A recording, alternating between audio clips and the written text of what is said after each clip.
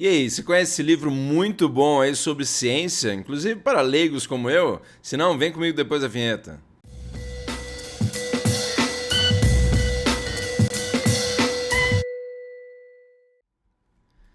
É isso aí, sua louca, seu louco, aqui o Prof. Elvis na área, lembrando hoje aí, né, vamos de livros, mas é claro, antes de continuar, por favor, se você ainda não deu like aí no vídeo, dá o like aí no vídeo já, se inscreva no canal se não é inscrito, ativa o sininho e é claro, também segue a gente lá no Instagram e no Facebook do Prof. Elvis História em Casa, além de ouvir o nosso podcast no Spotify, compartilhe o canal com a galera e também deixe seus comentários no vídeo, hein? Hoje a gente vai de dica de livro com esse grande livro aqui do Stephen Hawking, Uma Breve História do Tempo, que por sinal faz parte da biblioteca. Ó, tá azulzinho aqui, você viu que dá o efeito aqui? Mas faz parte da biblioteca do Prof. Elvis, apesar de não ser, né, da minha área aí de física e tal, eu curti muito ler esse livro aí, né, que é da editora Intrínseca. Quem tiver oportunidade vale muito a pena, e para você que de repente acha, nossa, mas é muito difícil e tal, né, não é, tem umas horas que eu não entendia muito bem o que eles estavam falando aqui, né, o que ele estava falando, mas vale muito a pena sim, que alguns conceitos, se você puder ainda por cima também, né, ler acompanhado lá de um Interestelar, de um filme, né, muito bom também do Christopher Nolan, se você lembra lá, vale muito a pena aí, então, para reforçar alguns conceitos científicos. E esse livro aqui que já aparece para vocês, né, aqui atrás, falando, né, a frase aqui do Stephen Hawking: hoje ainda almejamos saber por que estamos aqui e de onde viemos. O desejo profundo da humanidade pelo conhecimento é justificativa suficiente para a nossa busca contínua. Tá ele aqui para vocês, mas já vou mostrar algumas fotinhas para vocês aí na sequência. Lembrando também aí muito interessante pra gente a vida, né, do próprio Stephen Hawking. Se tiver oportunidade, é claro, aí só para vocês se lembrar que ele é aí, ó, né, foi por 30 anos professor Lucasiano, foi mal, da Universidade de Cambridge, uma das mais prestigiosas cátedras de matemática do mundo, já ocupada por Isaac Newton, e é considerado um dos físicos mais importantes da história. Recebeu inúmeros prêmios e honrarias, incluindo, mais recentemente, a Medalha Presidencial da Liberdade. Além de uma breve história no tempo desse livro, seus livros para o público geral incluem a autobiografia Minha Breve História e o Universo numa Casca de Nós, lançados pela Intrínseca, e também Uma Nova História do Tempo, O Grande Projeto e a coletânea de ensaios Buracos Negros, Universos Bebê. Lembrando aí que também, né, que nós temos que ele é um astrofísico inglês, nascido lá em 1942 na Inglaterra, e que acabou morrendo aí em 2018, muito triste, né, até a gente levar em consideração também a doença degenerativa que ele tinha. Por sinal aí também, se você tiver oportunidade, né, ele é um cara muito, né, era um cara muito interessante aí, muito, digamos, não só intelectual, mas ao mesmo tempo, né, engraçado, né, apesar de toda a tragédia, você poderia falar aí da vida dele, né, teve uma vida muito marcada também por, como a gente vai falar, participações aí em produções, né, não necessariamente científicas, de entretenimento, mas é uma obra que vale muito a pena, principalmente aí para o público, né, assim como eu, leigo também, né, que vai apresentar algumas perguntas aí muito interessantes, né, nesse livro, Uma Breve História do Tempo, em que ele coloca aqui, por exemplo, né, de que ele conduz o leitor por uma jornada em busca de respostas para algumas das maiores dúvidas da humanidade. Aí, primeiro, né, aquelas: como o universo começou, ele é infinito, e o tempo sempre existiu ou também teve um começo e terá um fim? Existem outras dimensões além das três espaciais, e o que vai acontecer quando tudo terminar? Então, bem interessante aí para vocês, né? Apesar de tratar de assuntos que de repente só com PhD você começa meio que a compreender, esse livro ele é bem acessível e ao mesmo tempo esclarecedor, né? Essa ideia de que ele termina também na orelha aqui do livro falando: para o iniciado, esta é uma bela representação de conceitos complexos. Para o leigo, como eu aqui, é um vislumbre dos segredos mais profundos da criação. É muito interessante, vale a pena você entrar em contato com esse livro, sim. Ele trabalha aí também a ideia, né, dos buracos negros também, explicando como são os buracos negros, mas também dá uma olhada aí nos outros livros aí que a Intrínseca também lançou dele: Universo numa Casca de Nós e também lá Buracos Negros, são palestras da BBC Heath Lectures. Tá aí para vocês. E aí tem, né, só para ler alguns capítulos aí, nossa imagem do universo, espaço e tempo, universo e expansão, princípio da incerteza, partículas elementares e as forças da natureza, buracos negros, né, representado aí também. Buracos negros não são tão negros. Até essa semana, se você acompanhou aí, teve um vídeo, acho que de um buraco negro, né, basicamente engolindo lá uma estrela, se você viu aí, dá uma olhada que vale a pena. A origem e o destino do universo, mais um capítulo aqui, a seta do tempo, buracos de minhoca, wormhole lá, que é aquela ideia de, né, atravessar uma grande quantidade aí de espaço e talvez tempo aí atravessando, que seria uma espécie também de um buraco negro e tal, se eu não estou enganado. Se eu estiver errado aí, me corrija nos comentários. E também aí a unificação da física, a conclusão. No finalzinho também ele apresenta mini biografias lá do Albert Einstein, do Galileu Galilei e do Isaac Newton, além de um glossário também muito interessante, principalmente, né, para pessoas limitadas como eu nessa parte aqui, né, bem física. Ó, vou pegar a definição dele do que é um buraco de minhoca aqui.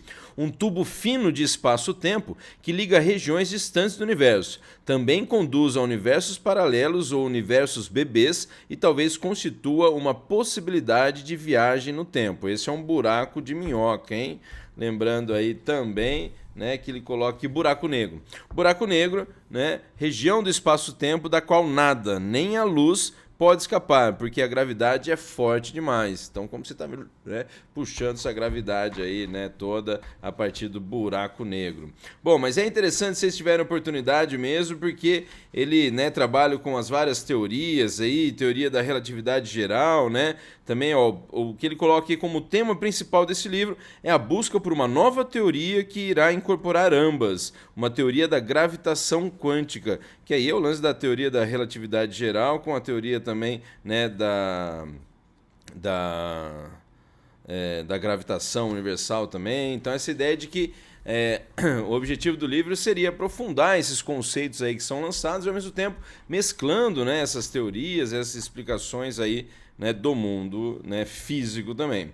Bom, para vocês aí acho que vale muito a pena você entrar em contato mesmo, não só aí de novo, né, com esse livro também que apresenta, vou colocar aqui para vocês só para vocês verem, né, porque às vezes a dificuldade, pelo menos com a minha cabeça aqui, né, de humanas, é às vezes meio difícil de entender, mas tem alguns desenhos bem interessantes, diagramas que são, né, desenvolvidos para a gente entender o conceito do que ele está falando ali, por exemplo, a questão, né, de espaço, tempo, de luz, né, cone de luz, do futuro do evento, né, lance também relacionado aí,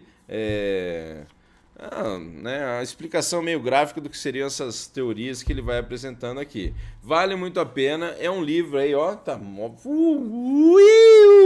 ó, bem louco aqui. Esse livro então que só não fica eu aqui. Mas esse livro bem interessante, se você tiver a oportunidade, Uma Breve História do Tempo, do Stephen Hawking, da editora Intrínseca. E também aí Stephen Hawking, que enquanto esteve vivo, né, apesar de todos os problemas e, né, situações aí dessa doença degenerativa que ele teve, ele extremamente aí, né, digamos, não só inteligente, um gênio aí, mas não sei se seria ruim falar isso, mas não se manteve imóvel aí nesse contexto, né, da produção. Ao invés dele se entregar à doença, ó vida, ó céus e tal, ele na verdade nunca parou de produzir. E, né, se você lembra lá, com algumas situações que impediam ele, é claro, de escrever um livro, mas que mesmo assim a cabeça dele estava, né, acho que a mil ali. Então aquela ideia de que às vezes realmente, né, infelizmente a cabeça e o corpo não estão muito aí, né, em, sei lá, numa relação boa aí também, né? Mas a ideia de que o grande cérebro de Stephen Hawking também aí, né, aceitava uma série de situações graciosas, aí você poderia falar. Também o fato de ele estar envolvido aí, né, com cientistas também fez ele viver experiências aí como da gravitação zero também, né, ou do zero gravidade e tal, né? Mas essa coisa bem interessante que ele é um cara que circulava bem aí, né, no mundo do entretenimento. Até, se você lembra, também, se você não assistiu ao filme aí, né, A Teoria de Tudo, que é a história da vida dele aí, né, muito bem interpretado aí pelo Ed Redmayne, né, também com a Felicity Jones, né, fazendo a mulher dele aí. É muito interessante, é uma obra magistral de emocionante perfeição artística, a extraordinária história de Jane e Stephen Hawking, que é, né, centrada mais aí na história dos dois, mas você analisa toda aí, né, a vida dele, e é bem interessante aí o quanto ficou próximo, né, o ator aí do Stephen Hawking. O Stephen Hawking e a Jane no momento do casamento deles, né, o verdadeiro, mas você vai ver aí, por exemplo, na sequência, a imagem aí dos dois, né, no filme também bem interessante, assim, né? Pô, o cara interpretou aí, né, de uma forma que, pô, parecia o Stephen Hawking mesmo, né? Esse ator é demais. Para quem assistiu também a referência lá do Garoto Dinamarquesa, também é muito bom. Vai pegando essas dicas aí para você, hein?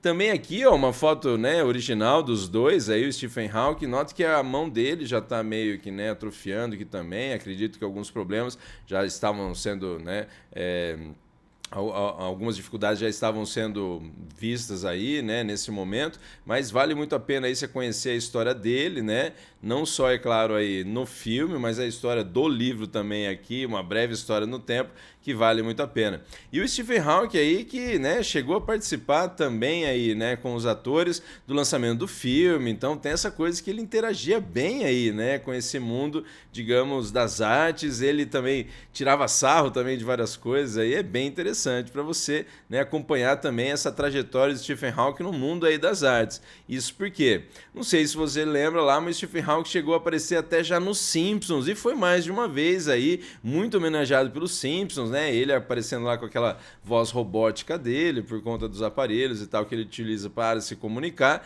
mas em episódios aí, né, em que ele troca uma ideia e uma cervejinha ali com o Homer também, vale muito a pena, né, entrar em contato com essas referências aí, e ele também, a gente poderia falar, dublando, né, o personagem.